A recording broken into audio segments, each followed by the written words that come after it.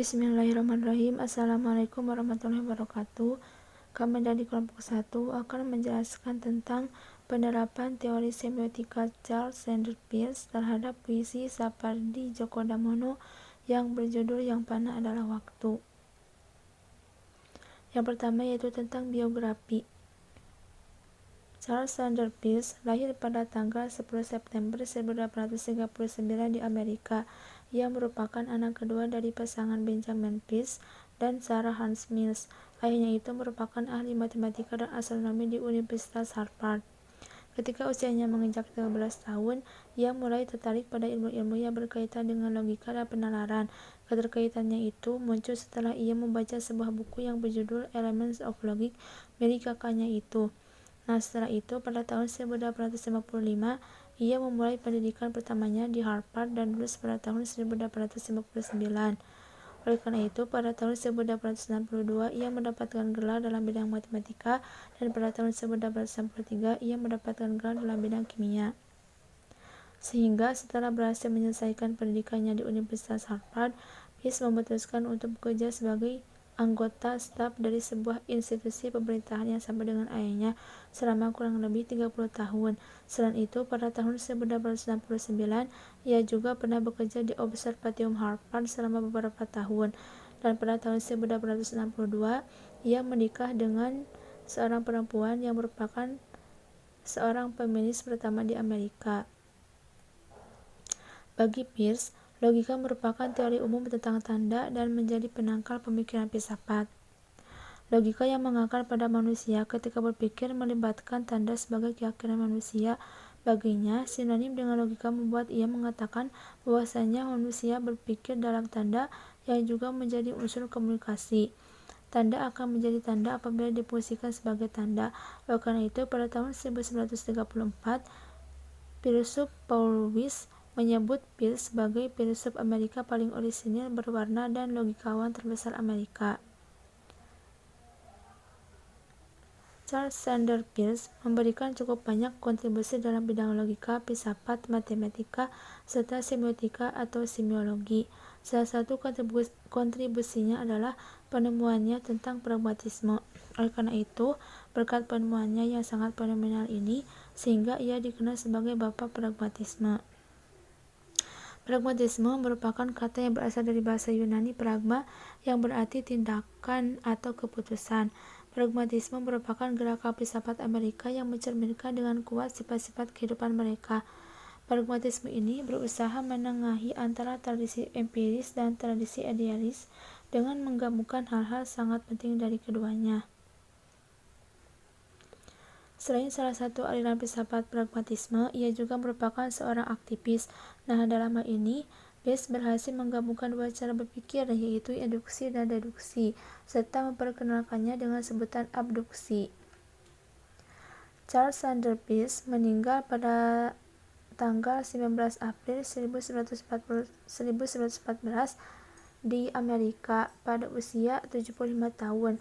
Nah, semasa hidupnya ia sudah banyak menuliskan pemikiran-pemikirannya, sehingga ia terkenal sangat aktif dalam menuangkan segala pikiran dan pandangannya tentang berbagai macam ilmu yang ditekuninya bahkan hingga ia wafat.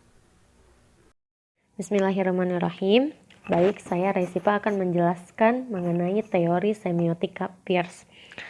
Teori semiotika Peirce sering disebut dengan grand teori karena gagasannya yang bersifat menyeluruh. Peirce menjelaskan 3 unsur pada tanda yang saling berhubungan, yaitu yang pertama adalah representamen yang dilambangkan dengan huruf R, yakni tanda adalah sesuatu yang mewakili hal-hal lain atau mewakili lain. Yang kedua adalah interpretan yang dilambangkan dengan huruf I. Hal-hal lain dari representamen adalah interpretan. Kemudian yang ketiga adalah objek yang dilambangkan dengan huruf O. Objek adalah sasaran dari representamen dan interpretan. Representamen terbagi menjadi 3 atau terdapat 3 jenis, yakni quasi-sign, legy-sign, dan sin-sign. Quasi-sign adalah tanda yang dapat ditandai berdasarkan sifat yang ada dalam tanda tersebut. Contohnya seperti kata putih yang bermakna suci atau bersih. Kemudian lingkaran yang bermakna bumi, bola atau bundar, ataupun jam yang bermakna seperti waktu atau kedisiplinan. Kemudian yang kedua adalah sin sign. Sin sign adalah tanda yang merupakan tanda atas dasar tampilnya dalam kenyataan. Contohnya suara tangis bayi, yang mana suara tangis bayi tersebut bermakna lapar atau yang lainnya. Ataupun ekspresi gelak tawa, yang mana gelak tawa tersebut merupakan ekspresi dari bahagia. Kemudian yang ketiga adalah legi sign. Legi sign adalah tanda-tanda yang merupakan tanda atas dasar suatu peraturan yang berlaku umum atau sebuah konvensi atau sebuah kode. Contohnya itu lampu merah, yang mana lampu merah itu menunjukkan harus berhenti, ataupun bendera kuning. Bendera kuning itu menandakan bahwa duka cita atau ada seseorang yang meninggal. Kemudian interpretan. Interpretan pun seperti representamen. Ada 3 jenis, yaitu reme, disen, dan argumen. Reme adalah penanda yang bertalian dengan mungkin terpahaminya objek petanda bagi penafsir, atau tanda yang memungkinkan orang menafsirkan berdasarkan pilihannya. Misalnya orang yang matanya merah itu bisa jadi dia sedang mengantuk atau sedang sakit mata, atau bisa jadi dia baru bangun tidur, atau bahkan dia sedang mabuk, atau itu ditentukan oleh si pembacanya atau sesuai dengan penafsiran si pembacanya. Kemudian yang kedua adalah disen, adalah penanda yang menampilkan informasi tentang petandanya atau tandanya itu sesuai dengan kenyataannya. Contohnya misalnya jalan yang rawan kecelakaan, maka di situ akan dipasang rambu hati-hati rawan kecelakaan.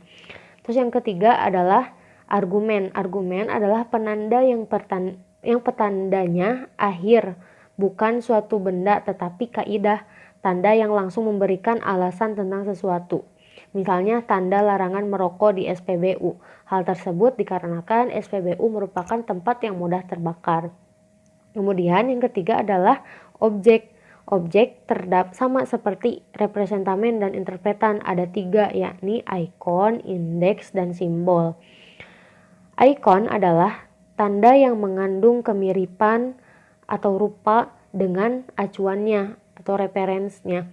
Di dalam ikon, hubungan antara representamen dan objeknya terwujud sebagai kesamaan dalam beberapa kualitas, seperti peta, lukisan, kata kukuruyuk, sebagian besar lalu lintas, dan sebagainya. Kemudian yang kedua adalah indeks. Indeks adalah tanda yang mempunyai keterkaitan fenomenal atau peristiwa dan eksistensial atau bukti kehadiran di antara representamen dan objeknya. Di dalam indeks, hubungan tanda dan objeknya bersifat konkret, aktual, dan biasanya melalui cara yang sekuensial atau berantai atau sebab akibat. Contohnya itu seperti jejak telapak kaki merupakan indeks dari seseorang yang lewat di sana. Yang terakhir adalah simbol. Simbol adalah tanda yang bersifat konvensional atau berdasarkan kesepakatan sosial. Tanda-tanda kebahasaan biasanya adalah simbol-simbol. Contohnya itu seperti beragamnya rambu-rambu lalu lintas. Mungkin itu yang dapat saya sampaikan. Kurang lebihnya mohon maaf. Sekian dan terima kasih. Bismillahirrahmanirrahim. Di sini saya akan menjelaskan tentang pengimplementasian atau pengaplikasian teori semiotika Charles S. Peirce yang diaplikasikan dalam puisi Yang Fana Adalah Waktu karya Sapardi Djoko Damono.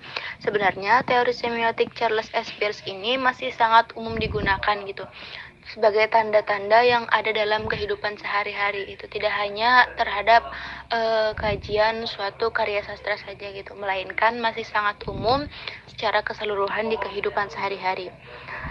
Puisi Yang Fana Adalah Waktu karya Sapardi Djoko Damono.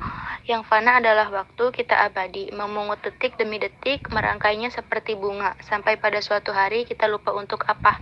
Tapi yang fana adalah waktu, bukan, tanyamu, kita abadi. Nah, makna puisi keseluruhan dari puisi tersebut adalah merupakan sarkasme atau sindiran yang ditunjukkan kepada manusia. Nah, manusia yang dimaksud di sini adalah mereka yang merasa dirinya akan hidup abadi gitu. Yang merasa seolah-olah oh iya kita hidup abadi gitu, padahal kan enggak, manusia itu fana harusnya. Nah, manusia yang merasa dirinya akan hidup abadi. Mereka yang selalu mengejar kepuasan ataupun kebahagiaan, padahal mereka sendiri tidak tahu pasti tujuan hidupnya itu untuk apa gitu. Nah, jika diaplikasikan pada teori semiotik Peirce, dalam bait pertama yang berbunyi yang fana adalah waktu, kita abadi. Nah, seperti yang kita tahu kan, teori semiotik Peirce itu berkaitan dengan 3 hal, yaitu representat, interpretan, dan juga objek. Nah, representat kata fana di bait pertama ini merupakan representat koalisigen yang dapat diinterpretankan sebagai kematian, kehancuran, kepunahan, dan lain sebagainya yang serupa. Interpretan atau penafsiran ini dalam teori semiotik Peirce merupakan interpretan rem, yaitu penanda yang bertalian dengan mungkin terpahaminya objek petanda bagi penafsir.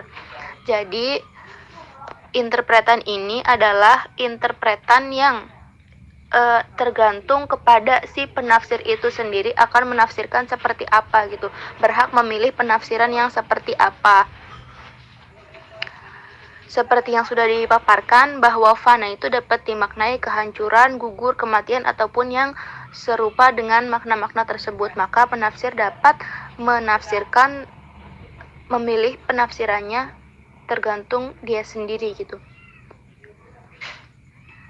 Sedangkan objeknya adalah bisa sebuah gambar yang menunjukkan kefanaan, seperti gambar pohon yang kekeringan, gambar makam, atau bahkan gambar jam yang merupakan simbol bahwa waktu itu tidak selamanya bagi manusia gitu.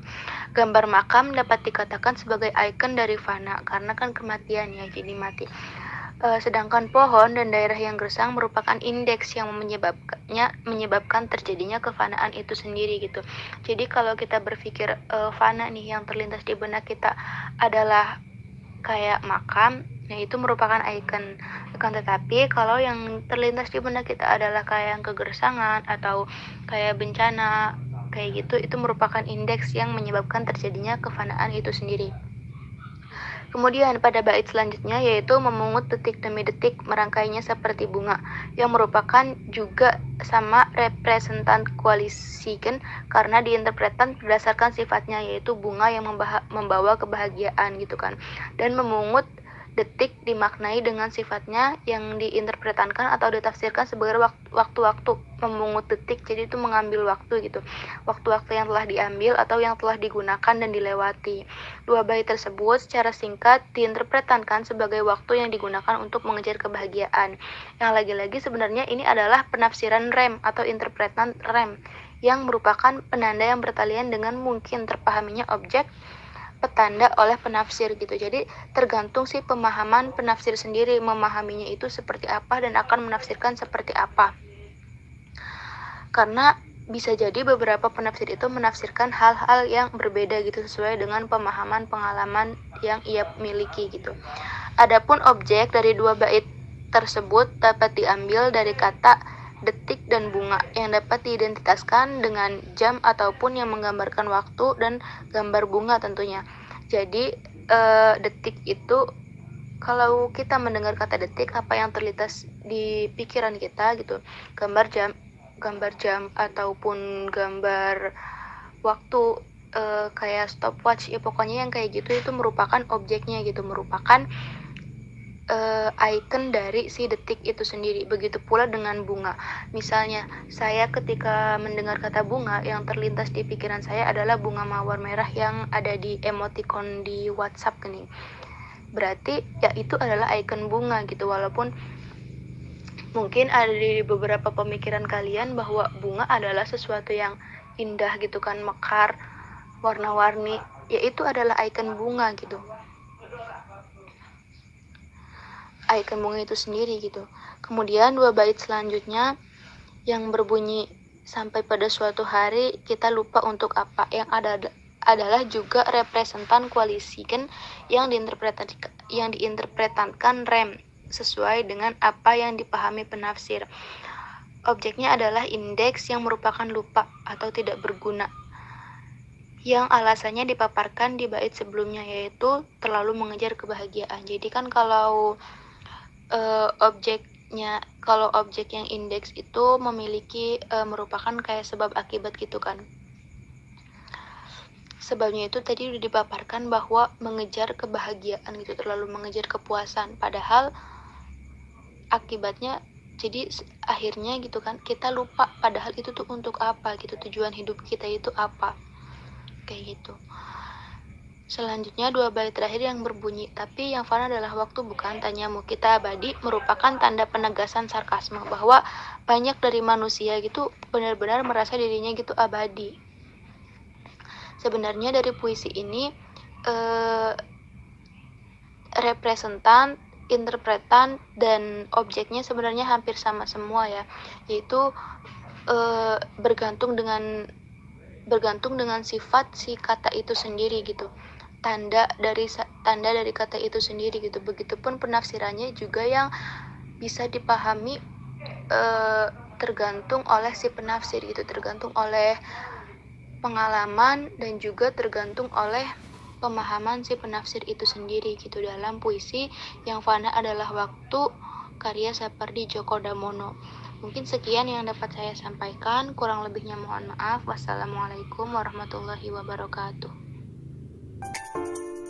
Terima kasih atas perhatiannya. Semoga apa yang sudah disampaikan dapat bermanfaat. Wassalamualaikum warahmatullahi wabarakatuh.